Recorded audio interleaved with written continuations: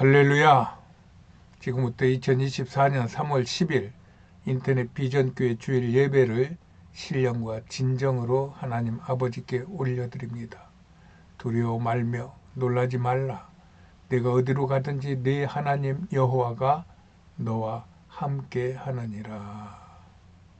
찬양은 성부와 성자와 성령입니다. 성부 성자와 성령 찬송과 영광 돌려 보내세.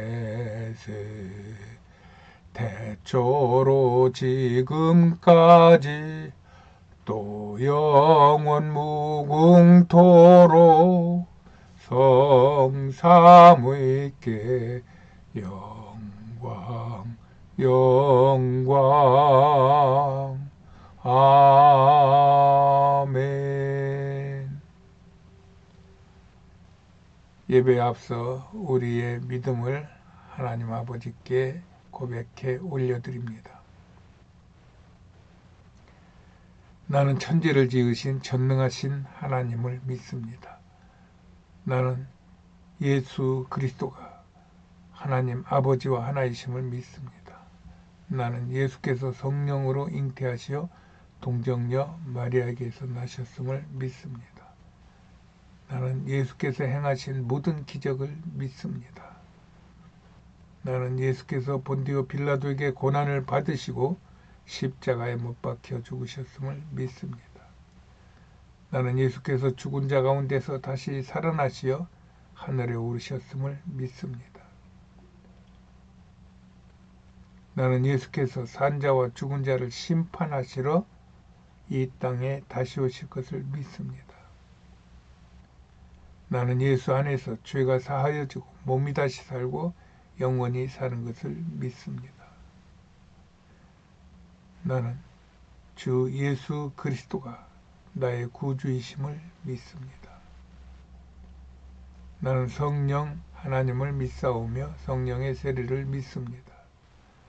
나는 교회가 거룩한 곳인과 교회 안에서의 성도의 교제가 복된 것을 믿습니다.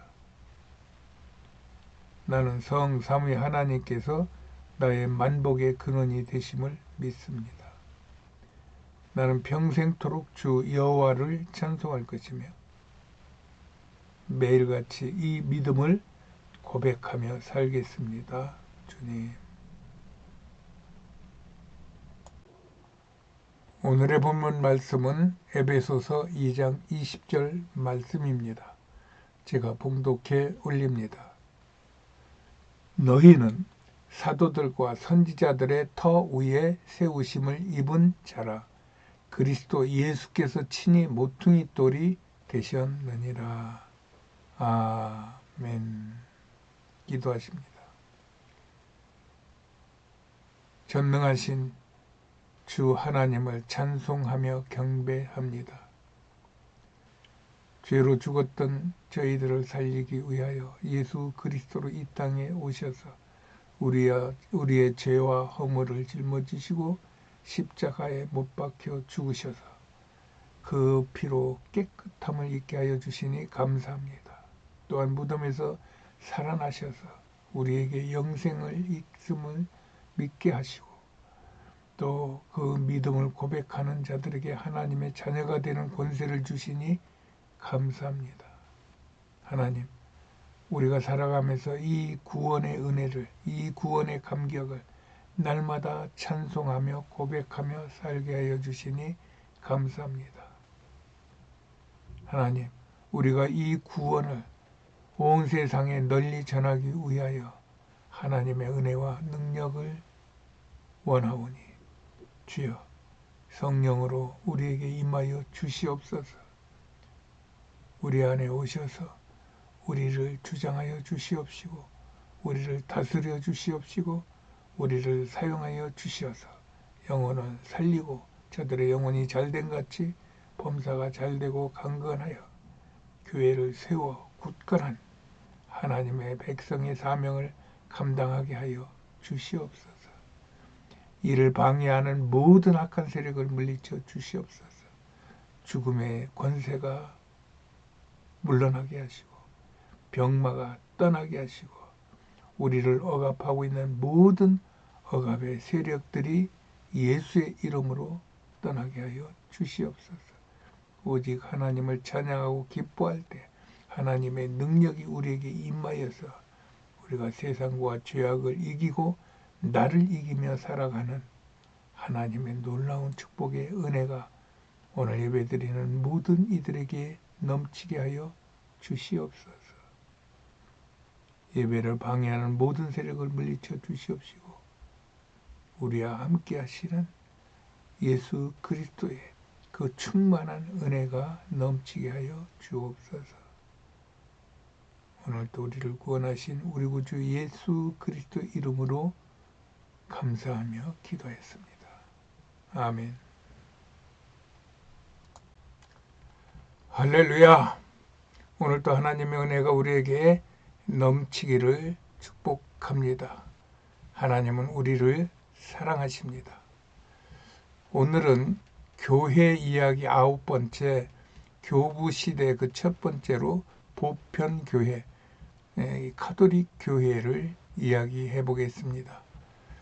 이제까지 우리는 신약에서의 복음교회, 성령교회, 사도교회를 생각해 보았고 오늘은 교부 시대의 보편교회, 카톨릭 교회로 이어집니다. 여기서 교부라고 하는 것은 아까 읽은 본문에 우리는 사도들과 선지자들의 터 위에 세워진 자라고 말씀하신 그 사도들과 선지자들을 묶어서 교부라고 볼 수 있는데 이 교부라고 불리던 시대가 예수님이 돌아가시고 사도들이 돌아가신 다음에 기원 후 약 100년부터 기원 후 800년 정도까지를 말하고 있는데 이때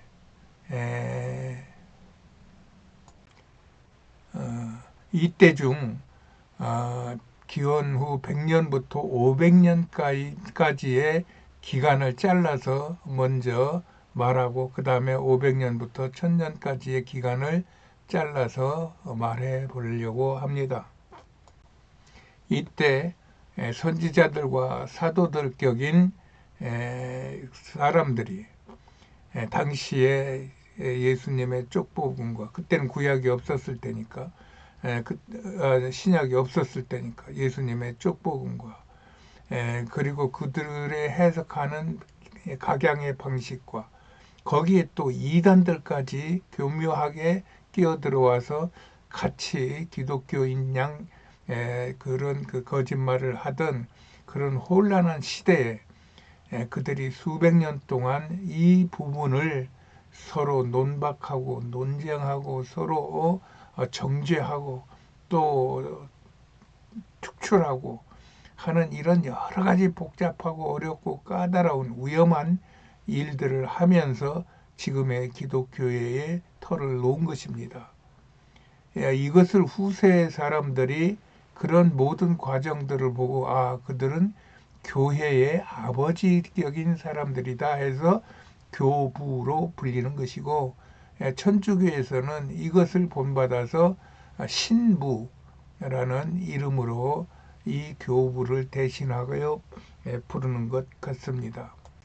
이 교부들이 세워놓은 이론과 교리들은 지금까지도 우리가 알게 모르게 쓰고 있는 기독교가 어떻게 이어져 왔는가에 대한 아주 중요한 요소들을 제공하는 것으로서 오늘은 좀 힘들고 까다로워도 좀 집중하여서 들으시면은 구약으로부터 또 이 신약의 초기로부터 그리고 성경 밖으로 나와서 기독교 역사까지 어떻게 이어지고 지금 나는 어디에 있으며 어떻게 해야 될 것인가 하는 바를 스스로 정리하는 아주 중요한 그런 분야이기 때문에 여러분들이 기독교에 또 성경에 또 믿음에 이렇게 깊은 관심을 가진 사람들은 꼭 이 부분에 대하여 집중적으로 들여다볼 필요가 있는 부분입니다. 이 교부들이 활동하던 때는 온 세상이 로마 제국의 속주가 되어 로마로 사는 기간이었어요. 이 기간 중 유대의 독립전쟁 등을 거치면서 예루살렘 성벽은 파괴되었고 유대인 중 일부는 로마의 포로로 잡혀가 콜로세움 건설 등 부역자로 세계 곳곳에 흩어져 살게 되었으며 유대 땅은 또 다른 이민족들과 섞여 살게 되었어요.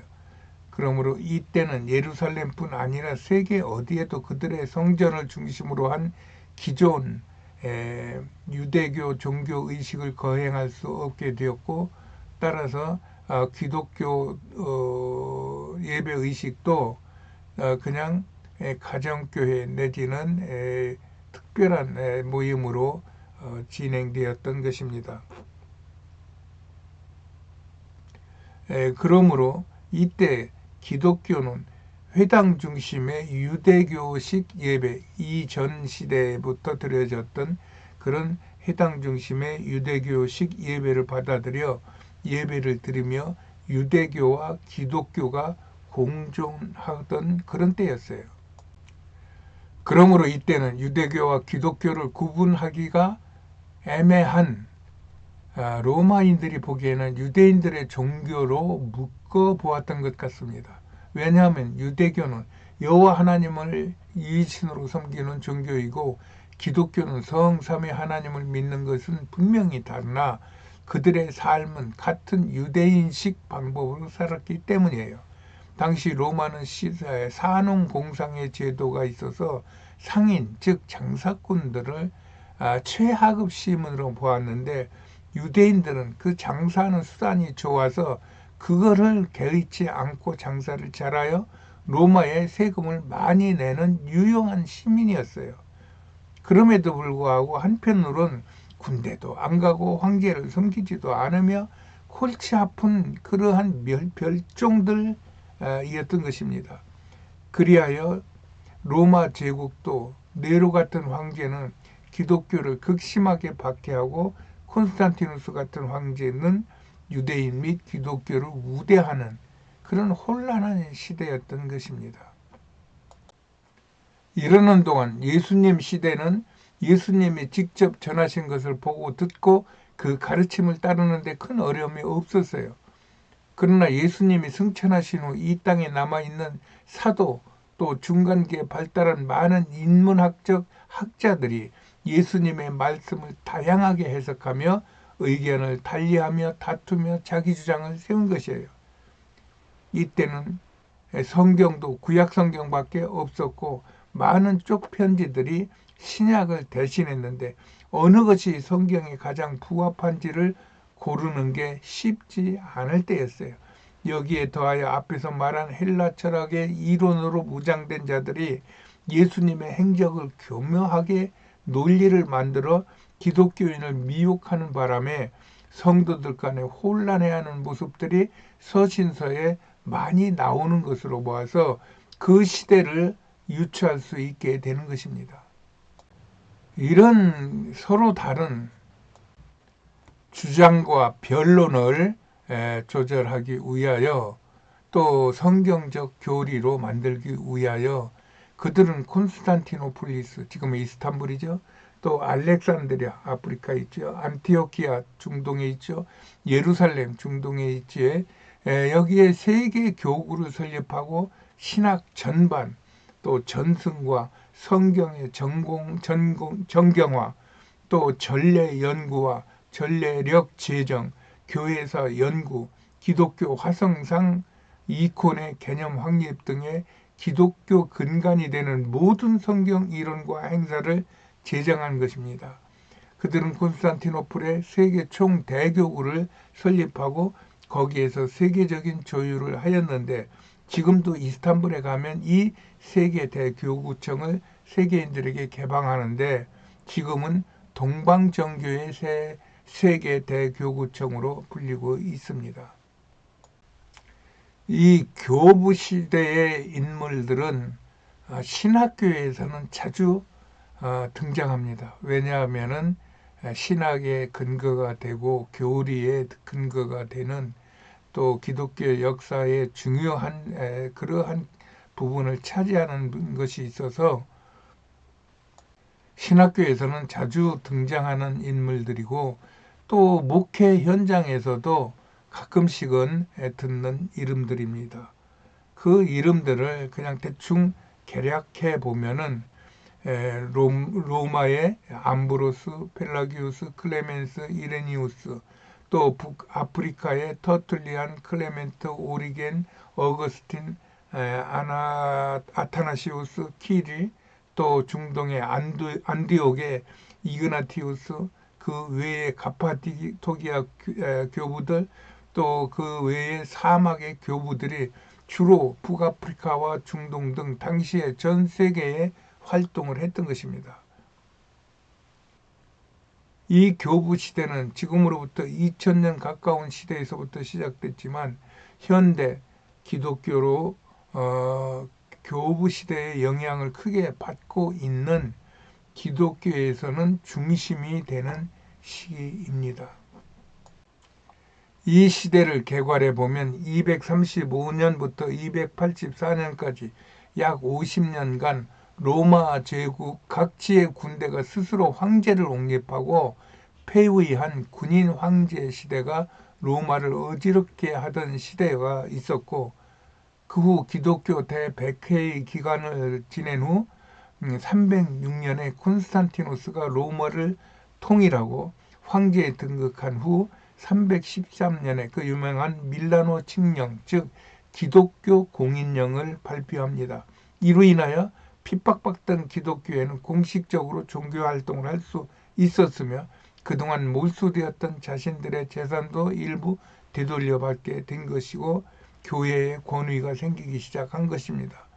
콘스탄티누스 황제는 계속하여 325년에 자신의 여름의 별궁이었던 지금의 터키의 니케아에서 황제 주재의 기독교 최초의 공의회를 소집하여 부활절 제정하고 삼위일체 논리를 확정하고 사도신경의 모본이 되는 지금 우리가 예배 전에 부르는 것 암송하는 거죠. 사도신경의 모본이 되는 니케아 신경을 채택하기도 하고 세계 교구의 확정 등으로 기독교의 정치적 연대를 확대했던 것입니다. 콘스탄티누스는 계속하여 330년에 아예 로마의 이태리 로마에 있던 로마의 수도를 지금의 이스탄불로 불리는 옛 비잔티움이라는 도시로 천도하여 그 이름을 자신의 이름을 따라 콘스탄티노플로 바꾸고 이곳 콘스탄티노플을 기독교 세계의 중심지로 삼았던 것입니다. 이로 인해 만들어진 공식 기독교의 이름을 보편교회 혹은 우리가 사도의 행전에서 외우는 공교회, 또 가톨릭, 또 천주교라고 부르며 교회를 제도적 정식과 비공식이라는 교회로 구분하고 가톨릭 교회, 그러니까 공식 교회, 공교회는 비제도권 교회를 탄압하고 박해했던 것입니다. 이때부터 교회는 세상에서의 박해보다 오히려 교회 안에서의 갈등과 박해가 심했던 것입니다. 이때 천주교에 의해 비제도권 교회의 박해로 많은 비제도권 기독교인들이 가톨릭 교회에 의해 핍박과 추급을 당한 것이고 그런 사역을 지도하고 또 관장했던 그 총본부가 지금 콘스탄티노플에 있는 세계 총대교구에서 있었던 이야기입니다. 여기에 보면은 들어가는 입구에 정문 위에 쌍두 독수리를 조각해 놓고 이것이 로마의 상징적인 건물임을 나타냈고 그 건물 안에 기둥에 들어가 보면은 기둥을 이렇게 벗겨난 부분이 있는데 이렇게 까만 것이 거기에 들어 있어요. 이것은 콘스탄티노스의 어머니 헬레나가 예루살렘을 순례할 때 그때 예루살렘에 있는 진짜 십자가의 일부를 떼와서 여기에다가 심어놓은 것이라는 그런 이야기가 있습니다. 이러는 중에 교회는 예수의 신성과 인성의 관계를 변론하기 시작했습니다. 이때 아프리카파의 키릴 주교는 예수는 신성을 지닌 채 탄생한 신성과 인성을 분리할 수 없는 하나라고 주장하면서 이로 인해 마리아는 거룩한 어머니 성모가 된 것이 맞다는 주장을 하는 반면에 안디옥파의 네스토리우스 주교는 예수의 인성과 신성을 완전히 독립된 두 개라 부를 수 있다고 주장을 하면서 인성을 강조하다가 서로 간에 세력 다툼이 있었던 것입니다. 결국 교회가 분열될 위기에 처하자 비잔티움 황제 테오도시우스 2세는 431년에 터키의 에베소에서 공의회를 소집하여 이 문제를 논의하였어요. 그러나 회의 기간 동안 혼란은 여전히 계속되었으며 신변의 위협을 느끼던 네스토리우스가 회의에 참석하는 것을 거부했고 키릴이 공의회를 주도하여 네스토리우스를 배척하며 그러면서 공의회가 혼란에 빠졌던 것입니다. 여기에서 공의회를 주관했던 키릴의 주장이 인정되며 완전한 예수님을 잉태하고 출산한 마리아를 하나님의 어머니 성모라고 선언하며 마리아를 신격화하며 동방에 지금도 에베소에는 이를 기념하여 성모 마리아가 살았다는 집을 기념하며 천주교 주요 성지로 삼은 것입니다. 이로 인하여 로마는 이세벨, 아스타롯, 아르테미스, 비너스, 아테미 등 여성 숭배 사상과 교묘히 기독교에 접목시키면서 로마의 기독교 안에 이 여신 숭배 사상을 집어넣은 것입니다. 반면 네스토리우스는 디오도시우스 2세 황제에 의해 아라비아의 페트라로 추방당하다 451년 수도원에서 죽습니다. 에베소 공의회에서 완전한 결론을 내지 못한 그러한 상황에서 네스토리우스파는 쫓겨나고 그리고 키릴이 주도하는 그 아프리카파가 451년에 칼케톤에서 다시 공의회를 엽니다. 이 알렉산드리아 학파들은 교부들의 연속 계의로 볼 수 있어요. 여기서 그리스도의 두 개의 본성, 인성과 신성은 서로 혼돈과 분리됨 없이 일치한다는 하나라는 에베소 공의회의 결정을 다시 확인했어요. 이때 단죄되어 추방당한 네스토리우스의 제자들이 주로 파키스탄, 인도 등 아시아 지역에 가서 복음을 전했죠. 이들의 복음은 당시 중국의 당나라에까지 전파되어 빛의 신앙이라는 뜻에서 경교라고도 불렀는데 이것이 당시 당나라와 교역하던 신라에게도 전파되어 곳곳에 그 흔적이 나타나 있는 것입니다. 이것이 우리나라의 기독교가 전파된 첫 사례로 보고 있죠. 또 이 시기에는 위의 사건들 외에 계속하여 공의회를 로마 제국 영토 곳곳에서 열며 나머지 사업을 진행하고 확장했던 것입니다.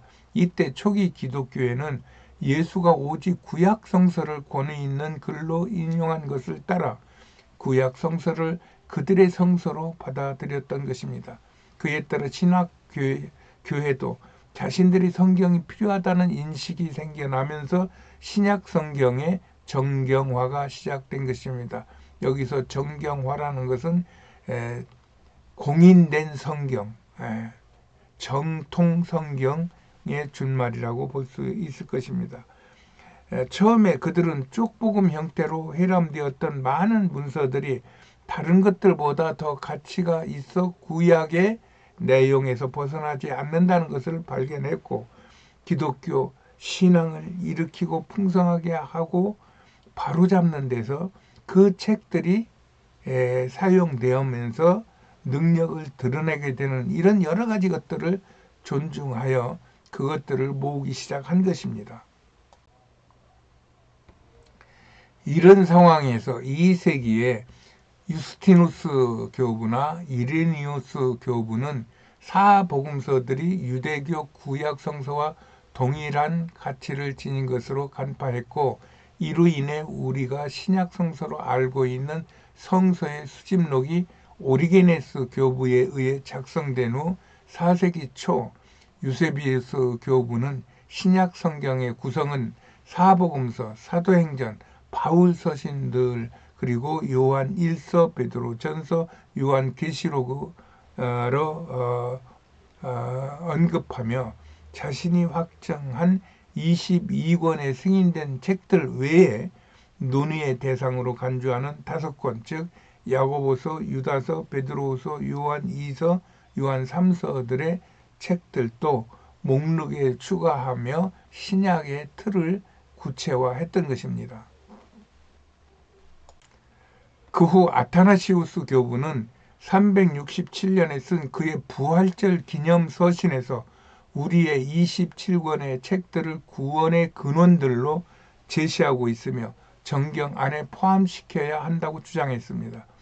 이후 397년 카르타고 공의회에서 교회에서 거룩한 성경으로 읽혀져야 한다는 정경의 원리를 선포하며 신약 27권의 목록을 확정하며 기독교 정경의 개념을 장착시켰던 것입니다.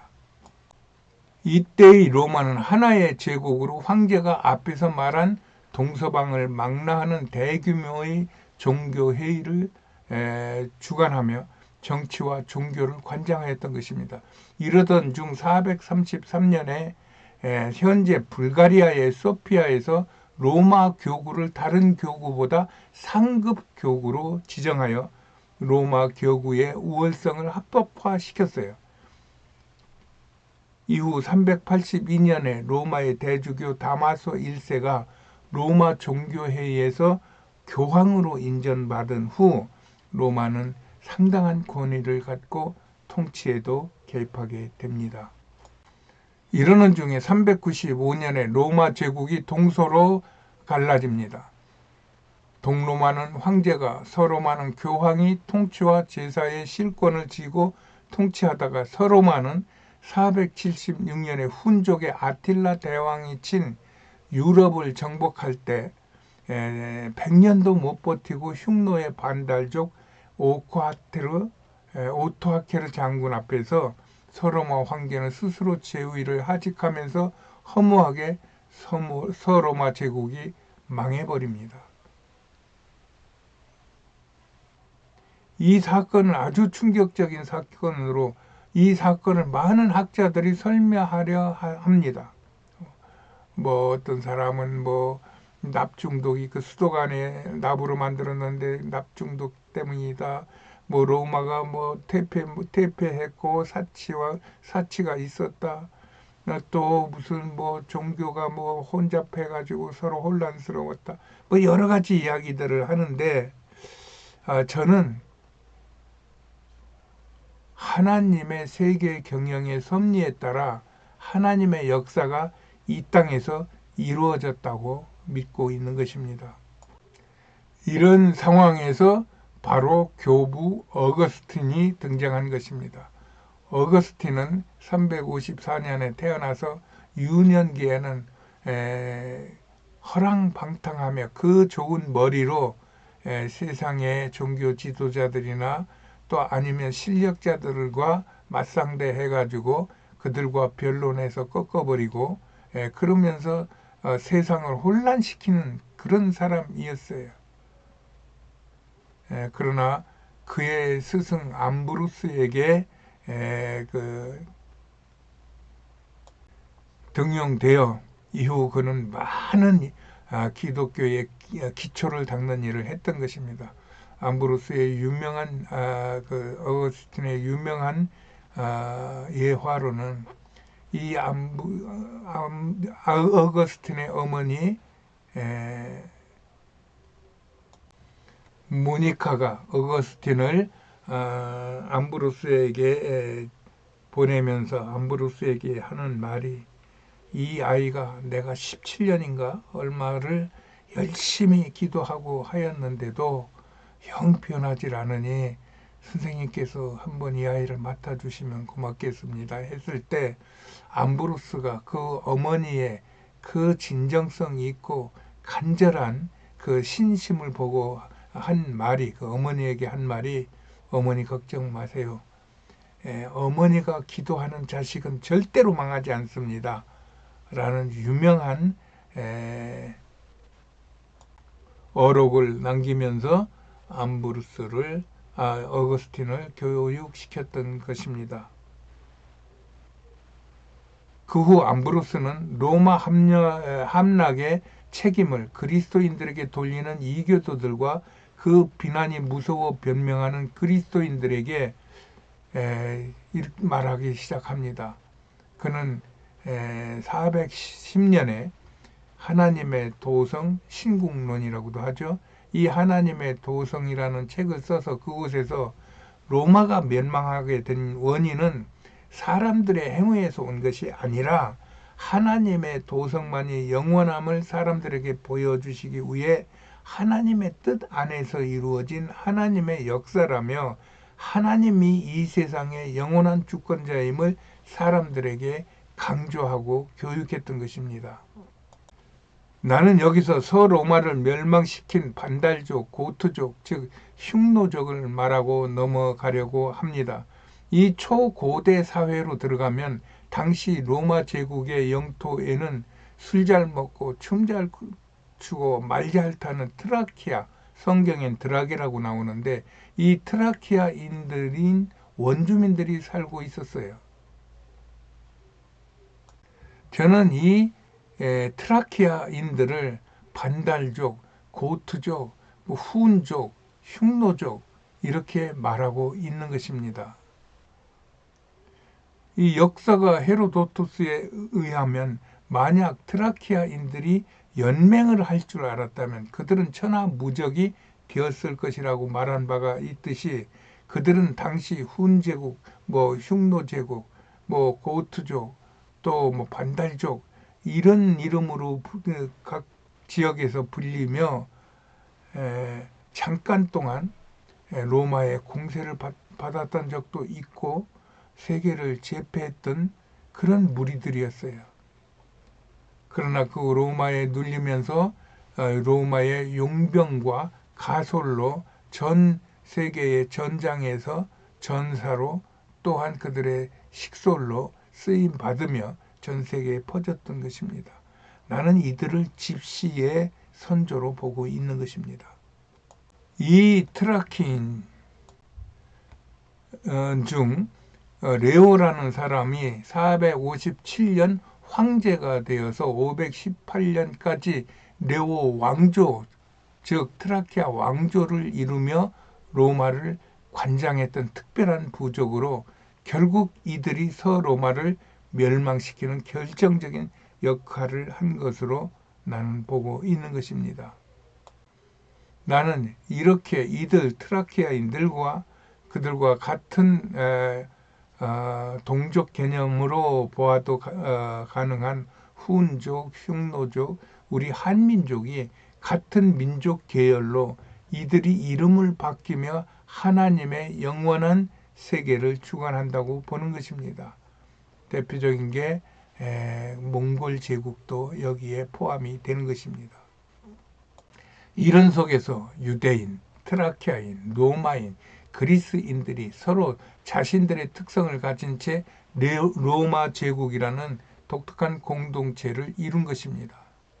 이 공동체 안에서, 이 로마 안에서 각자의 위치와 역할을 갖고 있었던 시대에 유대교의 유일신의 정신과 헬라의 범세계적 정신과 또 로마의 세계 패권 세력에서 기인한 인간의 지혜와 작전을 구사하는 인본주의적 사고와 거기에 당시 트라키아인들이 갖고 있던 바카스 신을 중심으로 흥청망청하며 사는 현실주의적 삶, 또 해와 달과 별과 세상의 형상들을 숭배하는 샤머니즘이 난무하는 이런 시대였어요.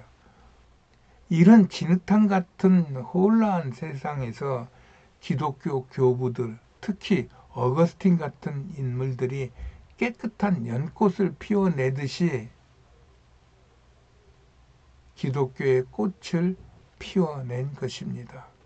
이런 것들을 생각할 때 지금 우리 안에 있는 여러 가지 혼란한 이런 것들 속에서도 이런 교부들의 정신과 또 그들의 지혜와 지식과 총명함을 또 예견, 예지, 예언력을 우리가 가지고 있는 그러한 독특한 교회 지도자들이 이런 혼란한 세상과 하나님의 뜻을 연결시켜서 앞으로 나아간다면은 결국은 기독교는 영원히 존재하고 하나님의 나라는 이 땅에 영원히 존재할 것이라는 것이 이 교부들의 중심 사상이었던 것이고 이것이 우리들의 신앙 정신이 되어야 한다고 저는 믿습니다.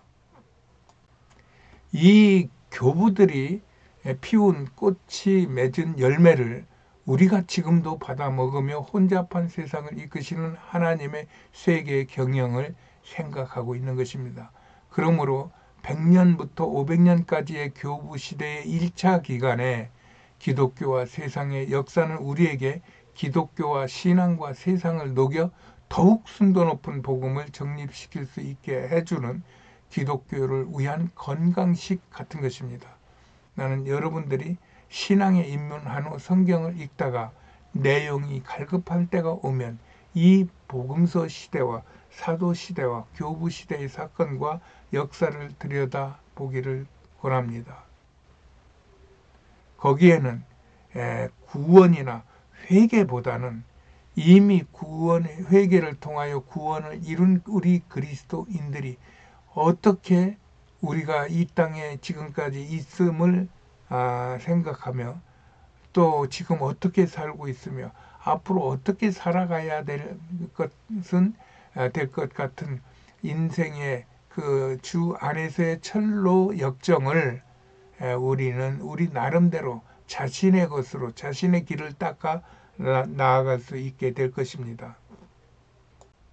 그리하여 그들의 하나님의 나라를 위한 진정한 열심을 본받아 우리도 성경 안팎의 인물들의 헌신을 본받아 어찌하든지 자신의 자리에서 하나님 나라를 위하여 헌신하는 것이 교부 시대를 들여다보는 우리의 자세가 되어야 할 것입니다.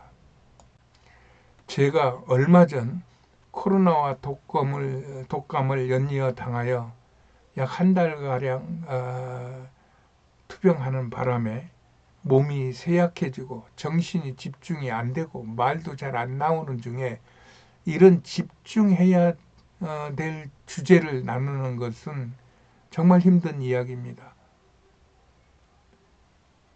그럼에도 불구하고 이를 나누는 것은 어찌하든지 한 영혼이라도 이 예배를 통하여 이 정신을 통하여 구원에 이르기를 원하는 하나님의 마음을 느끼기 때문입니다.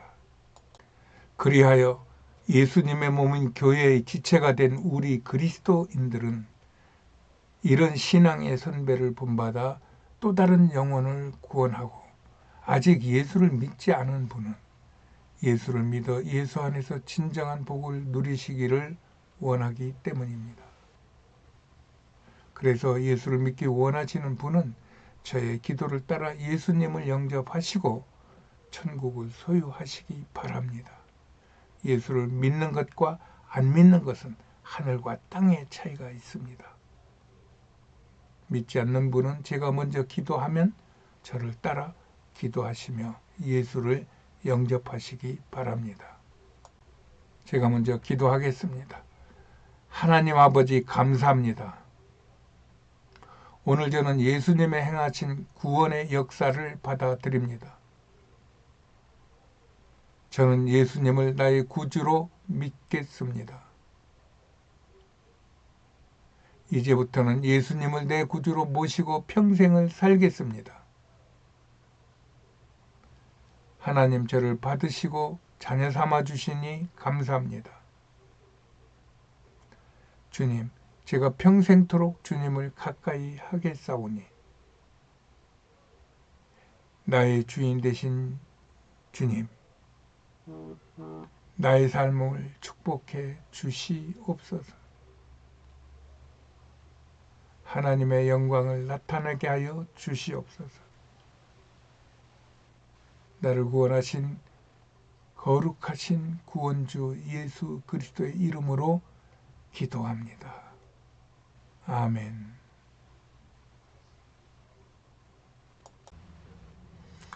우리 예수 믿으세요를 부르며 기도하시겠습니다.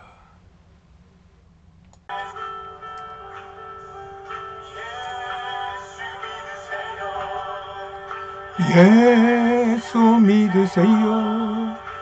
예수 믿으세요. 예수 믿으세요.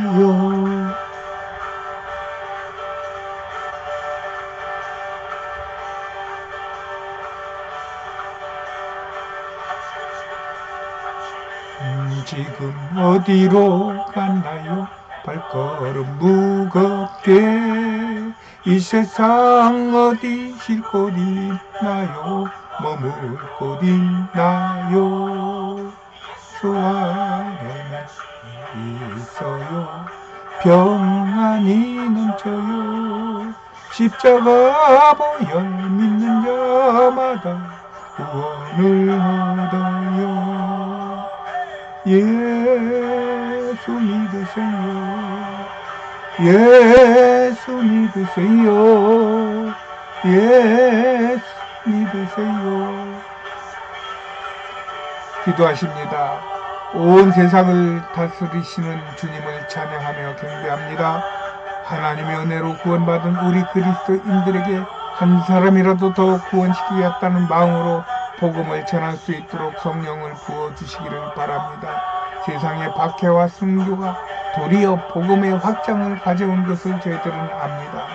저희 인생에서도 일어나는 모든 예수로 인한 환난과 고통의 시간들이 우리의 축복이 되는 시간들이 됨을 알게 하여 주시옵시고 더욱 예수를 전할 수 있도록 하여 주시옵소서. 이를 위하여 성령의 충만한 은혜로 영혼이 잘되고 범사가 형통하여 육신의 건강도 허락하여 주시옵소서. 삶과 환경을 억압하는 모든 악한 세력도 이기게 하여 주시옵시고 예수 그리스도 안에서 진정한 승리를 누리며 살게 하여 주시옵소서. 오직 예수 안에서 우리의 모든 행위를 하나님이 받아주시고 기뻐하심이 우리의 최고의 축복인 것을 믿고 감사합니다. 하나님, 우리에게 은혜를 더하여 주옵소서. 우리를 축복하여 주옵소서. 우리를 사랑하여 주시옵소서. 오직 우리를 구원하신 사랑 많으신 우리 구주 예수 그리스도의 이름으로 기도합니다. 아멘. 할렐루야.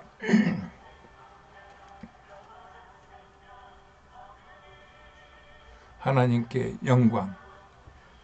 알리는 말씀을 알려드리겠습니다. 오늘 예배에 참석하신 여러분들을 환영하고 축복하고 사랑합니다. 제 몸의 컨디션이 안 좋아 자꾸 기침이 나오려고 하고 가래로 인하여 목소리가 탁하고 또 발음도 잘 안 되는 것 같아요. 이런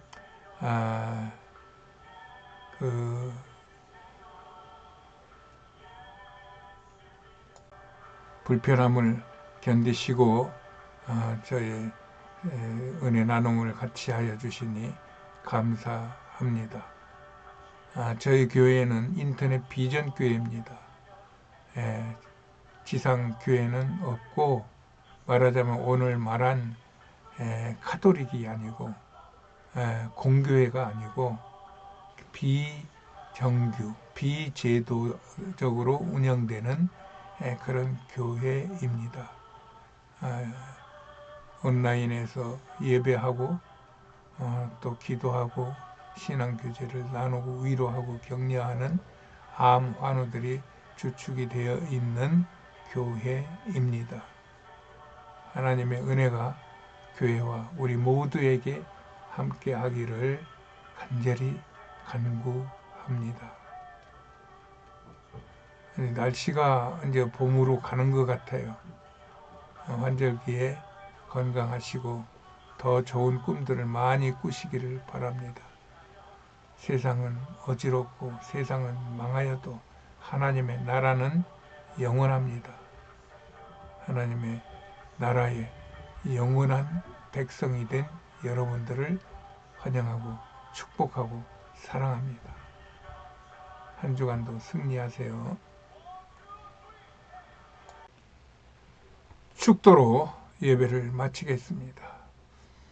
지금은 우리 구주 예수 그리스도의 은혜와 하나님 아버지의 무궁하신 사랑하심과 성령님의 내주 감동 감화 충만한 축복의 역사가 오늘 예배를 드리는 사랑하는 하나님의 권속들의 머리 위에와 그들의 가정 위에와 온 세계와 이 나라 이 민족 위에와 온 땅에 흩어져 예수의 이름을 전파하는 선교사들의 삶과 사역 위에 지금으로부터 영원까지 함께 있을지어다.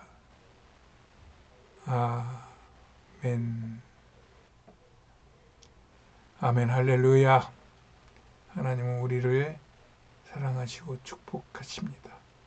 한 주간도 승리하세요.